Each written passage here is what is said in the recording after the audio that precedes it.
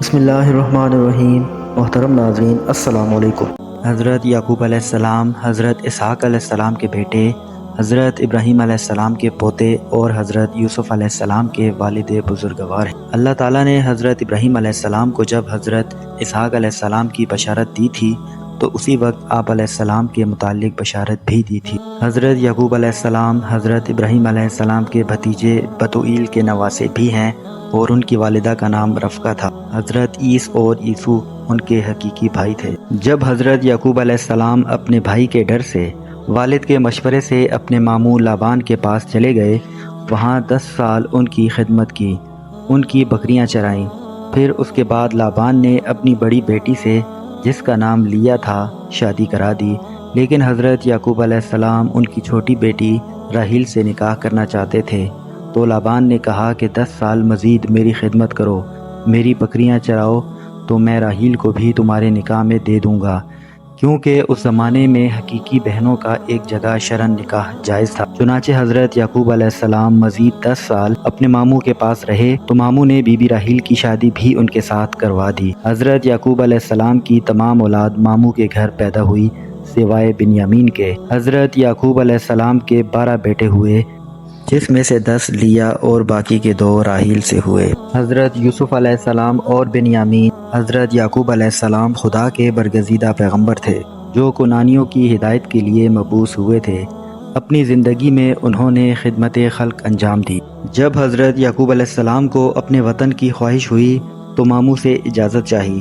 ماموں نے رخصت ہوتے ہوئے بہت سارا مال و دولت حضرت یعقوب علیہ السلام کو دیا۔ جب یعقوب علیہ السلام وطن واپس آ گئے تو بنیامین پیدا ہوئے۔ ماموں کے پاس سے حضرت یعقوب علیہ السلام بہت سارا مال لے کر اپنے دادا حضرت ابراہیم علیہ السلام کے دار ہجرت فلسطین میں آ کر مقیم ہو گئے۔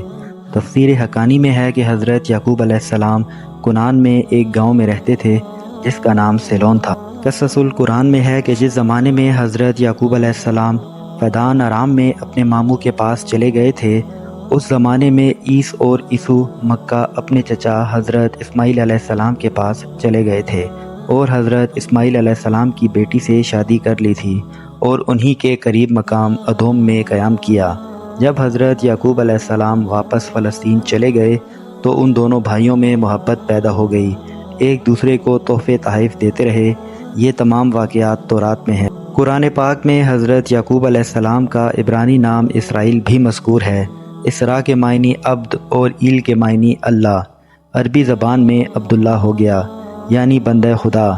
حضرت اسحاق علیہ السلام کے بیٹے حضرت یعقوب علیہ السلام کی اولاد کو بنی اسرائیل کہتے ہیں۔ بعض روایات میں ہے کہ جب حضرت یعقوب علیہ السلام کنعان کو اپنے اہل و عیال کے ساتھ واپس آئے تو راستے میں حضرت عیس شکار کرنے جا رہے تھے، تو حضرت یعقوب علیہ السلام اپنی حلیم الطبعی سے خود چھپ گئے اور اپنے غلاموں اور بیویوں سے فرمایا، یہ بزرگ آ رہے ہیں، اگر پوچھیں کہ یہ سامان اور مال و دولت کس کا ہے تو کہہ دینا کہ کنعان میں عیس سردار ہے اور اس کا ایک غلام یعقوب نام کا شام میں رہتا ہے، یہ مال و دولت اس کا ہے۔ غلاموں نے یہ بات حضرت عیس کو کہی تو یہ بات سنتے ہی ان کا دل نرم ہو گیا اور وہ رونے لگے اور کہا، حضرت یعقوب علیہ السلام تو میرا بھائی ہے، غلام نہیں ہے۔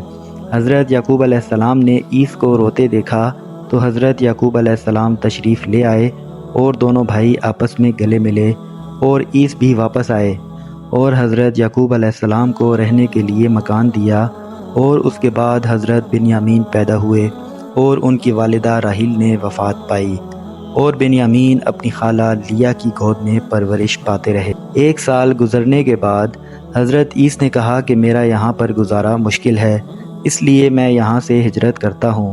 چنانچہ وہ روم کی طرف ہجرت کر کے چلے گئے۔ حضرت عیس کا ایک بیٹا روم نام کا تھا، اس کے نام سے روم شہر مشہور ہوا۔ جب پیغمبری کے لیے حضرت اسحاق علیہ السلام کی دعا حضرت یعقوب علیہ السلام کے حق میں مستجاب ہو گئی تو حضرت عیس کے لیے حضرت اسحاق علیہ السلام نے کثرت اولاد کی دعا فرمائی تھی۔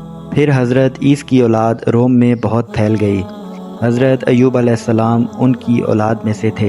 حضرت یعقوب علیہ السلام کے ایک فرزند ارجمند حضرت یوسف علیہ السلام ظاہری حسن و جمال کے ساتھ کمالات باطنی سے بھی مالا مال تھے۔ حضرت یعقوب علیہ السلام اپنے فرزند سے بہت ہی زیادہ محبت کرتے تھے پھر 24 سال اس کے فراق جدائی میں بڑے رنج و مصیبت میں گزارے۔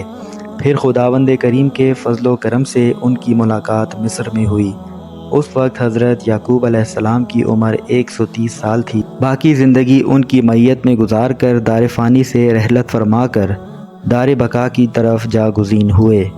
حضرت یوسف علیہ السلام کو وصیت کی تھی کہ مجھے اپنے ملک میں دفنایا جائے، چنانچہ ایسا ہی کیا گیا۔ وفات کے وقت عمر مبارک 147 برس تھی۔